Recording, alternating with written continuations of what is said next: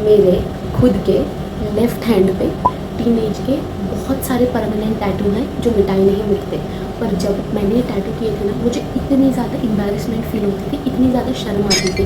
मुझे ऐसा लगता था मैं कितनी बड़ी पापी हूँ और मुझसे कितनी बड़ी गलती हो गई। अगर कोई मुझसे पूछता था ना कि ये क्या हुआ, मैं इतने ज़ोर से भागती थी जैसे मानो मैंने कोई पाप कर दिया है या मैंने कोई भूत देख लिया है। मैंने सोच लिया था कि जैसे ही मैं बड़ी होंगी इसमें प्लास्टिक सर्जरी कराऊंगी और इसको टाटा बाय बाय बोलूँगी, ठीक है, क्योंकि मुझे लगता था मैं इतनी बड़ी पापी हूँ। पर जब मैं बड़ी हो गई हूँ अब, तो मुझे ऐसा कुछ नहीं लगता। मुझे ऐसा लगता है कि ये साइन है कि मैं कितनी ज़्यादा स्ट्रॉन्ग थी और मैंने कितनी सारी चीज़ों को ओवरकम किया है। यहाँ इस पृथ्वी पे, इस दुनिया पे, इस धरती पे लोग इतने बड़े बड़े कांड करके घूम रहे हैं और आप लोगों को ऐसा लगता है कि आपके टीनेज ईयर में आपसे जो थोड़ी बहुत गलती हुई है तो आप पापी हो हैं।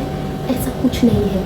अगर मैं सब चीज़ों को ओवरकम कर सकती हूँ और यहाँ बैठ के आपको ज्ञान दे सकती हूँ तो आप भी कर सकते हैं। आई होप इस वीडियो को देखने के बाद आपके टीनेज ईयर्स थोड़े से बेटर होंगे। हाँ, आपके टीनेज ईयर ऐसे तो नहीं ही होंगे जैसा मूवीज़ में दिखाते हैं, क्योंकि वो झूठ होता है, पर थोड़े से बेटर तो ज़रूर होंगे। नमस्कार, कैसे हैं आप सब? आई होप सब अच्छा चल रहा हो और कहीं भी कुछ गड़बड़ी हो तो समय के साथ वो सही हो जाए। It's me Arushi. इससे पहले आप सबके सब कमेंट सेक्शन में जाओ और उस कमेंट सेक्शन को भर दो कि आप हमें नहीं समझ सकते, आपको क्या पता हम पे कैसे बीतती है, आप हमें क्या जानोगे, आप तो इतने बड़े हो, आप तो ये हो वो, आप कभी नहीं समझ सकते। थम जाओ, रुक जाओ। ये कोई 1947 की बात नहीं है जब मैं टीनेज थी, कुछ ही साल पहले की बात है। और मैंने आपको दिखाया ना अपना परमानेंट टैटू, तो मुझे पता है कैसा लगता है। और मैं कोई गजनी भी नहीं हूँ जो मैं सब कुछ भूल गई कि टीनेज में कैसा लगता है, ठीक है। Point number 1, relationship, reproductive maturity and exchange of photos and video.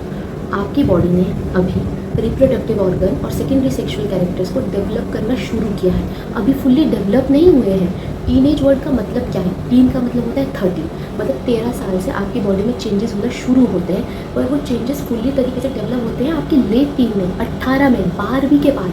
आपकी बॉडी ने अभी तो चीज़ों को डेवलप करना शुरू करा है, तो अभी आपको किसी भी रिप्रोडक्टिव एक्टिविटीज़ में इन्वॉल्व होना ही नहीं है, क्योंकि अभी आपकी बॉडी की ये सब चीज़ करना बस की ही नहीं है। आपकी बॉडी के अंदर इतनी ताकत ही नहीं है, इतनी क्षमता ही नहीं है। क्यों? क्योंकि अभी तो मैच्योर होना शुरू हुआ है, बीच में नहीं होगा, एंड में होगा, 18 के बाद ही होगा। और ये मैं नहीं कह रही हूँ, बायोलॉजी कह रही है। कुछ तो इज्जत करो बायोलॉजी की। तो आपको ऐसी किसी भी एक्टिविटीज़ में इन्वॉल्व होना ही नहीं है जिसका आपको बाद में रिग्रेट हो। और आई नो आपके हार्मोन्स ऊपर नीचे हो रहे हैं, आपको बहुत ज़्यादा फीलिंग्स आ रही हैं, बट वो सिर्फ फीलिंग्स है। उस फीलिंग्स में आके अगर आपने कोई ऐसा डिसीजन ले लिया जिसकी वजह से पूरी लाइफ रिग्रेट करोगे, कोई मतलब है इस बात का? नहीं।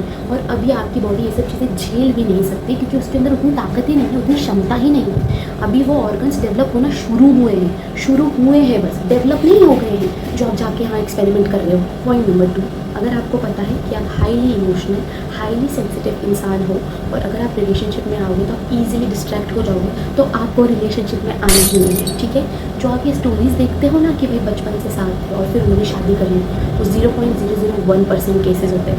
99.99% केसेस फेलियर में ही डेवलप होते हैं, ठीक है। और आप मुझे ऐसा मत बोलो कि आप पुराने ज़माने के हो, 1947 के हो। नहीं, मैं जेन ज़ी ही हूँ, तो मुझे पता है क्या होता है, कैसे होता है। पर अभी आप लोग बहुत ही ज़्यादा छोटे हो ये सब चीज़ समझने के लिए कि कौन आपके लिए सही है और कौन आपके लिए गलत, कौन आपके लिए टॉक्सिक है और कौन आपके लिए हेल्दी। तो इन सब चीज़ों में इन्वॉल्व ही नहीं होना है अगर आपको पता है कि आप इजीली डिस्ट्रैक्ट हो जाओगे। अगर अभी आप इजीली डिस्ट्रैक्ट हो गए और आपने अपने करियर और हेल्थ को डिस्ट्रॉय कर लिया तो ख़त्म हो गई सारी बात, समझ में आ गई। तो अगर आपको ऐसा लग रहा है कि किसी रिलेशनशिप में आने के बाद या किसी फ्रेंडशिप में आने के बाद आप अपने मेन गोल, अपने करियर से, अपने पढ़ाई से डिस्ट्रैक्टेड हो रहे हो, तो उस रिलेशनशिप में या उस फ्रेंडशिप में रहना ही नहीं है।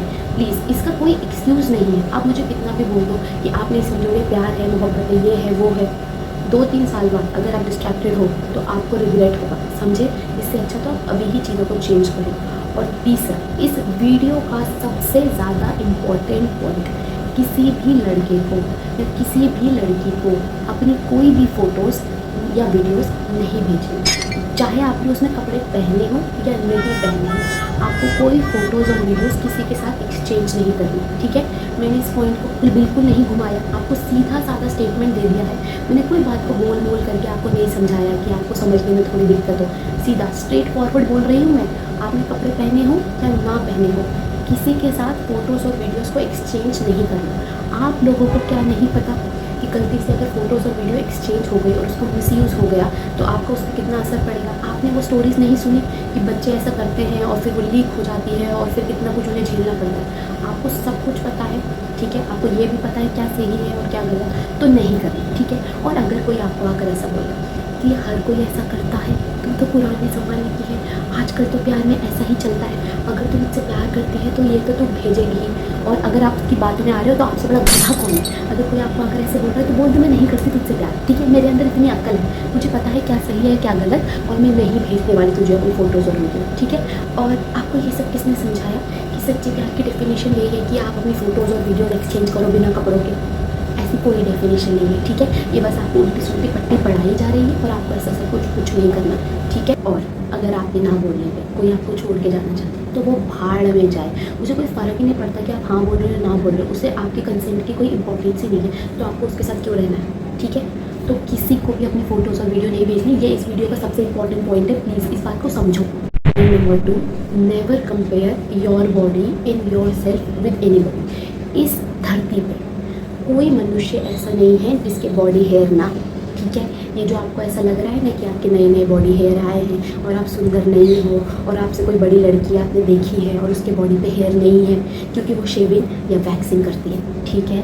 कोई मनुष्य ऐसा नहीं है जिसकी बॉडी हेयर ना हो। अभी आप अपने टीनेज ईयर्स में एंटर किए हो, आपकी बॉडी में तो बहुत ज़्यादा चेंजेस आएंगे, ठीक है। आपके सेकेंडरी सेक्शुअल कैरेक्टर्स डेवलप होंगे, कभी वेट बहुत ज़्यादा बढ़ेगा, कभी वेट बहुत ज़्यादा घटेगा। तो इन सब चीज़ों को दिल में लेना है क्या? इन सब चीज़ों से कोई इनसिक्योरिटी डेवलप करनी है क्या? नहीं, पागल हो क्या? ये तो सबके साथ होता है, किसी के साथ ज़्यादा होता है, किसी के साथ कम होता है। अगर आपने बहुत ज़्यादा वेट गेन कर लिया है तो आपको ये नहीं सोचना है कि मैं ब्यूटी स्टैंडर्ड पे फिट नहीं होती, नहीं, आपको अपनी हेल्थ की चिंता करनी है कि यार कोई हार्मोनल इशू तो नहीं है। अगर आपका बहुत ज़्यादा वेट लॉस हो गया है तो भी आपको ये नहीं सोचना है कि मैं तो ब्यूटी स्टैंडर्ड फिट नहीं होती, आपको ये सोचना है कि कोई डेफिशिएंसी तो नहीं है। तो आपका मेन कंसर्न आपकी हेल्थ होनी चाहिए, ना कि आपका ब्यूटी स्टैंडर्ड। और specially to all the girls, अपनी मेंस्ट्रुअल साइकिल का ट्रैक रखो, आपके पीरियड्स रेगुलर होने चाहिए, ठीक है, एक टाइम फ्रेम में आने चाहिए। 28 से 30 दिन की साइकिल होती है, उसके अंदर ही अंदर आने चाहिए, रेगुलर आने चाहिए। और आपके पीरियड्स बहुत ज़्यादा पेनफुल भी नहीं होने चाहिए, मतलब थोड़ा बहुत दर्द तो सबको होता है, पर एकदम अगर असहनीय दर्द हो रहा है, आप अपने बेड से भी उठ नहीं पा रहे हो, तो जाके किसी गायनेकोलॉजिस्ट को कंसर्न करो। आप सभी का इस उम्र में मेन कंसर्न आपकी हेल्थ होनी चाहिए, ठीक है। आपको अच्छा लग रहा है, आप हेल्दी हो, बाकी सब जाए भाड़ में, ब्यूटी स्टैंडर्ड बाद में देख लेना यार। और अगर किसी दीदी को देख के आपको ऐसा लग रहा है कि उनके बॉडी पे बिल्कुल भी हेयर नहीं है, उन्होंने शेव किया है या वैक्सिंग की है और बड़े होकर आपको भी ये सब चीज़ करने का मौका मिले, डरो मत, और फिर आपको रिग्रेट होगा, ठीक है। जब आप बड़े हो जाओगे ना और आपको हर हफ्ते शेव करना पड़ेगा, हर हफ्ते वैक्सिंग करनी पड़ेगी या जितने भी दिन में करनी पड़ेगी, तब आपको लगेगा कि मैं छोटी ही ठीक थी, ठीक है। तो अपने ब्यूटी स्टैंडर्ड को अपने भेजे से निकालो और अपनी हेल्थ पे ध्यान दो। Number 3, have a very strong morals and opinion. अगर कोई आपको आकर ऐसे बोल रहा है ना कि ये सब बातें अपनी मम्मी को मत बताना, सबसे पहले जाकर वो बात अपनी मम्मी को बतानी। क्यों? क्योंकि ऐसा क्या है जो वो इंसान आपके पेरेंट्स से छुपाना चाहते हैं? ऐसा क्या कर रहे हो आप जो अपने पेरेंट्स को नहीं बता सकते? तो सबसे पहले जाकर बतानी वो सब बातें अपनी मम्मी को, ठीक है। दूसरा, have a very strong opinion, ठीक है। आप जब इस एज में आएंगे तो बहुत सारे लोग आपको बेकार सब्सटेंसेस यूज़ करने को बोलेंगे या बेकार जगह जाने को बोलेंगे और आपको ऐसा बोलेंगे कि तू इतना भी नहीं कर सकती, डरपोक है क्या, अपने पेरेंट्स से इतना ज़्यादा डरती है, आजकल के तो सब बच्चे ऐसे करते हैं, तू कितने पुराने ज़माने की, तू तो कितनी अनुकूल है, तू तो ये है, तू तो वो है। पर उस टाइम पर आपके मॉरल्स बहुत ज़्यादा स्ट्रॉन्ग होने चाहिए, आपको पता है क्या सही है क्या गलत, आपके पेरेंट्स ने आपको सब कुछ सिखाया है, आपको भी सब कुछ पता है, तो आपको किसी के भी बातों में आके कोई डिसीजन थोड़ी लेना है, ठीक है। ऐसा थोड़ी होगा कि किसी ने आपको आकर कुछ बोला और आप इन्फ्लुएंस हो गए और आपने कोई बेकार सा सब्सटेंस पी लिया या कुछ स्मोक कर लिया, कोई सेंस है इस बात का? नहीं। मैं खुद भी ऐसी हूँ, बहुत बार ऐसा होता है कि लोग आपको आकर बोलते हैं कि अगर तेरे अंदर हिम्मत है तो तू ये करके दिखाएगी, अगर तू डरपोक नहीं है तो तू ये करके दिखाएगी, तो इतना सब नहीं करती। और मेरा ये होता है कि हाँ भाई हूँ मैं डरपोक हूँ, पर मैं गधी थोड़ी हूँ। मुझे पता है कि सामने जो चीज़ रखी है अगर उसे मैं कंज्यूम करूँगी तो ये कितनी ज़्यादा अनहेल्दी है और इलीगल है भाई। अभी तो आपके लिए, आप तो अभी इतने छोटे हो, ठीक है, तो गधे थोड़ी हो आप, ठीक है। तो लोग जब आपको ऐसा इन्फ्लुएंस करें ना तो अपनी हार मान लो, कोई बात नहीं, वो समझदारी है। पर अगर आप ऐसे किसी की बातों में आके, और ऐसा होता है ठीक है, ऐसा बहुत बार होता है। कोई आपको हल्की सी माचिस लगाए और आप एकदम ऐसे जम जाते हो कि मैं करके दिखाऊंगा, मैं किसी से नहीं डरती, मैं कोई डरपोक नहीं, अभी पी के दिखाती हूँ, अभी करके दिखाती हूँ। बेवकूफ़ हो आप कोई स्ट्रॉन्ग या कोई कूल नहीं, गधे हो आप, गधे। तो समझदारी इसी में है कि आप अपनी हार मानो और उस सिचुएशन से खुद को बचाओ, ठीक है। मेरे खुद के स्कूल में ऐसा हुआ। अब ज़्यादा तो मैं इस स्टोरी को डिस्क्लोज़ नहीं करना चाहती, पर ये आप लोगों को पता होना बहुत ज़्यादा ज़रूरी है, इसीलिए मैं आपको बता रही हूँ। 11th-12th में दूसरे सेक्शन में एक लड़का था, ठीक है। उसके फ्रेंड्स ने उसे एडिक्ट बना दिया, मतलब उसके फ्रेंड्स भी करते थे और वो भी कुछ कंज्यूम करता था, जिसकी वजह से वो एडिक्ट बन गया। पर उसके फ्रेंड्स ने क्या करा, थोड़ा अपने आप को कंट्रोल कर लिया और उसे एडिक्ट बनाते गए। और एट द एंड 11th-12th के बाद उस लड़के ने सुसाइड अटेम्प्ट कर लिया। क्यों? क्योंकि वो खुद से इतना ज़्यादा परेशान था और वो इन सब चीज़ को नहीं छोड़ पा रहा था। तो आपके फ्रेंड्स भी आपके साथ ये करने की कोशिश करेंगे, वो आपको ऐसे ही प्रोवोक करेंगे कि कर लेना, थोड़ा ऐसा तो है, एक बार में क्या फ़र्क पड़ता है, कुछ नहीं होता, सब करते हैं, तू ये है, तू वो है, तू पुराने ज़माने की है। तो अपनी हार मानो और उस सिचुएशन से खुद को बचाओ। पर अगर गलती से आपसे ये गलती हो गई है तो इस धरती पे हर बात का सलूशन है। अभी भी जाइए, अपने पेरेंट्स से डिस्कस करिए, अपने टीचर से डिस्कस करिए। आई नो गलती है, आपके पेरेंट्स आपको मारेंगे, हो सकता है वो आपको डांट भी दें, हो सकता है कुछ दिन आपसे बात भी ना करें, बट एट द एंड वो आपके पेरेंट्स हैं, वो आपको बचा लेंगे। तो अगर गलती से भी आपसे कोई गलती हो गई है तो उस बात का सल्यूशन है इस धरती पे। कुछ भी आलतू फालतू का गलत स्टेप नहीं लेना है। जाइए अपने पेरेंट्स से अभी बात करिए, हर चीज़ का सल्यूशन है। कोई बहुत बड़ी गलती नहीं हुई है आपसे, कोई पापी नहीं हो आपके नर में और आपके पकौड़े ही चले जाएंगे, ऐसा कुछ नहीं है। तो अगर आपको लगता है कि गलती से आपसे कोई गलती हो गई है तो वो आस्क फॉर हेल्प, अपने पेरेंट्स से बात करिए, वो पक्का आपको बचा लेंगे। Number 4, never think you are less than anybody. मेरी स्कूलिंग ना केंद्रीय विद्यालय से हुई है, पर हमारे कोई रिलेटिव थे एज़ यूजुअल हर बार की तरह, पापा की साइड के, वो ना प्राइवेट स्कूल में जाते थे। तो वो मुझे और मेरे भाई को इस तरीके से बोलते थे कि अरे हमारा स्कूल तो इतना अच्छा है, तुम्हारा स्कूल तो ऐसा है, वहाँ तो कोई एजुकेशन नहीं होती, वहाँ तो ये होता है, सरकारी स्कूल में कोई पढ़ाई नहीं होती, प्राइवेट स्कूल सबसे ज़्यादा अच्छा होता है। तो मतलब मुझे ऐसा फील कराते थे कि मैं कम पढ़ी लिखी हूँ, मुझे थोड़ी कम नॉलेज है, मुझे ज़्यादा तो कोई फ़र्क नहीं पड़ता था कभी भी किसी की बात का। पर 1% मेरे दिल में ऐसा आता था कि क्या सच में उन्हें मुझसे ज़्यादा पता है, क्या सच में मेरी नॉलेज उनसे कम है। पर ऐसा कुछ नहीं है। जब मैं बड़ी हुई तो मुझे रियलाइज़ हुआ कि उनके नॉलेज का और मेरी नॉलेज का लेवल सेम है, कोई फ़र्क नहीं है हम लोगों में। उन्हें उतना ही आता है जितना मुझे आता है और मुझे भी उतना ही आता है जितना उन्हें आता है। तो आपको भी किसी भी चीज़ को लेके एम्बैरेसमेंट फील करने की कोई ज़रूरत नहीं, कोई फ़र्क नहीं पड़ता आप कहाँ से आए हैं, कैसे स्कूल आते हैं, कैसे स्कूल जाते हैं, कौन से ट्यूशन में जाते हैं, कौन से स्कूल में पढ़ते हैं, कैसे दिखते हैं, कैसे बोलते हैं। जब तक आप मेहनत कर रहे हैं और ख़ुद को इम्प्रूव करने की कोशिश कर रहे हैं तब तक कोई फ़र्क नहीं पड़ता, कोई भी फ़र्क नहीं पड़ता। आपके भी सक्सेसफुल होने के और बिलियनर बनने के उतने ही चांसेस हैं जितना किसी और के हैं, ठीक है। सबके चांसेस सेम हैं। इट ऑल डिपेंड्स आप कितनी मेहनत कर रहे हैं। तो कभी भी ऐसा नहीं समझना कि आप किसी से कम हैं, कोई आपसे ज़्यादा है, कोई आपसे ऊपर है, आप नीचे हैं, आप कुछ अचीव नहीं कर सकते, आपके बस के कुछ नहीं। आप इंसान हैं, ठीक है, आप सांस ले रहे हैं, ठीक है। तो इसका मतलब क्या है कि आप कुछ भी अचीव कर सकते हैं। तो आपने सक्सेसफुल ही होना है। तो किसी भी चीज़ को लेकर एम्बैरेसमेंट फील करने की कोई ज़रूरत नहीं है। आप जहाँ भी हैं, जिस भी स्थिति में हैं, वहाँ से आगे बढ़ने की कोशिश करें और बी प्राउड ऑफ योरसेल्फ। आप जहाँ से भी आए हैं, आपके पेरेंट्स जो भी करते हैं, जहाँ भी आपका होम टाउन है, जैसे भी है, बी प्राउड ऑफ योरसेल्फ। आप आगे ही बढ़ोगे, आप सक्सेसफुल ही होंगे। क्यों नहीं होंगे यार? आप क्या रीज़न है कि आप सक्सेसफुल नहीं होंगे? एक रीज़न बता दो मुझे। कोई भी रीज़न नहीं है कि आप सक्सेसफुल नहीं हो। आपने आगे ही बढ़ना है, तो किसी भी चीज़ को लेकर शर्मसार होने की कोई ज़रूरत नहीं। Number 5, develop a very strong sense of self. ये जो अभी पीछे हमने पॉइंट डिस्कस करा कि आपको बस खुद पे विश्वास रखना है और खुद को किसी से कम नहीं समझना है। ये सब कैसे होगा? जब आप खुद को किए हुए प्रॉमिसेस को पूरा करो। आज मैं 4 से 6 पढ़ूंगा तो पढ़ो, आज मैं स्पोर्ट्स खेलने जाऊंगा तो खेलने जाओ, आज मैं फ़ोन थोड़ा कम चलाऊंगा तो कम चलाओ। जैसे जैसे जैसे आप खुद को किए हुए प्रॉमिसेस को पूरा करते जाओ, वैसे ही आपका सेंस और भी ज़्यादा स्ट्रांग होता जाएगा, वैसे ही आपको खुद पे और भी ज़्यादा विश्वास होता जाएगा। आपको ऐसा लगेगा कि हाँ मैं कर सकती हूँ, ठीक है। तो develop a very strong sense of self, develop your opinions, ठीक है। आपके ओपिनियंस, आपका सेल्फ वर्थ बहुत ज़्यादा स्ट्रॉन्ग होना चाहिए। ऐसा कभी भी नहीं होना चाहिए कि कोई आया, उन्होंने आपके कान में कुछ बोला और आपके ओपिनियंस चेंज हो गए। नहीं, हैव वेरी स्ट्रॉन्ग ओपिनियंस कि भाई अभी इस मैटर पे मुझे यही लगता है और मैं यही करूँ, ठीक है।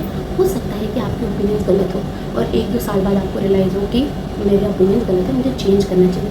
अच्छी बात है, कोई बात नहीं, उसे बोलते हैं ग्रोथ, ठीक है। इंसान ग्रो कैसे करता है, हमारा कोई ओपिनियन होता है, फिर हमारी लाइफ में कुछ एक्सपीरियंसेस होते हैं जिसकी वजह से हमारा ओपिनियन चेंज हो जाता है, और ये तो ग्रोथ है ना, इसे बोलते हैं ग्रोथ। पर अगर आपके लाइफ में कोई आया, उन्होंने आपको कुछ बोला और आपने अपने ओपिनियन चेंज कर दिए, किसी की बातों में आप इन्फ्लुएंस होकर अपनी चीज़ें बदल दी, जैसे आप सोचते वो बदल दिया, इस बात का कोई सेंस है? नहीं, कोई सेंस नहीं। खुद को जानो, खुद को समझो। जब आप खुद को समझोगे तब आपको रियलाइज़ होगा कि आप कितने अच्छे इंसान हैं। और इससे 2 फ़ायदे होंगे। आप उन लोगों के साथ नहीं रहोगे जो आपकी रिस्पेक्ट नहीं करते, ठीक है। आप उन लोगों के पीछे नहीं भागोगे जो आपकी रिस्पेक्ट नहीं करते। आप अपने आजू बाजू हेल्दी लोगों को रखोगे। आप उन्हीं लोगों से दोस्ती करोगे जो जेन्युइनली आपसे प्यार करते हैं और आपकी रिस्पेक्ट करते हैं। और बी, अगर आपने ये सब अभी नहीं करा तो आपको अपने अर्ली 20s में जाके ये सब करना पड़ेगा। आपको अर्ली 20s में जाके अपने अंदर कॉन्फिडेंस डेवलप करना पड़ेगा, अपने ओपिनियंस डेवलप करने पड़ेंगे, अपने सेंस ऑफ सेल्फ को डेवलप करना पड़ेगा। तो ये पीरियड है ही इसीलिए कि आप खुद को जानो, खुद को समझो, खुद की अच्छाई को पहचानो, अपने आप को डेवलप करो, अपने करियर को डेवलप करो, अपनी सोच को डेवलप करो, अपने ओपिनियंस को डेवलप करो। और अगर इसी एज में आप इन सब फालतू की चीज़ों में इन्वॉल्व हो गए तो फ़ायदा क्या होगा? कुछ नहीं। और लास्टली, आप में से कोई भी इतना बड़ा पापी नहीं है कि नरक में आपके पकौड़े तले जाए। आप में से किसी से भी इतनी बड़ी गलती नहीं हुई है जिसका कोई सल्यूशन नहीं है। इस पृथ्वी में हर चीज़ का सल्यूशन है। तो अगर गलती से भी कोई गलती हो गई है तो अभी जाओ अपने पेरेंट्स से उसको डिस्कस करो। आई नो आपको ऐसा लगता है कि दीदी हमारे पेरेंट्स को हमें समझते नहीं, आपको क्या पता वो कितने स्ट्रिक्ट है, वो कितने ये है वो है।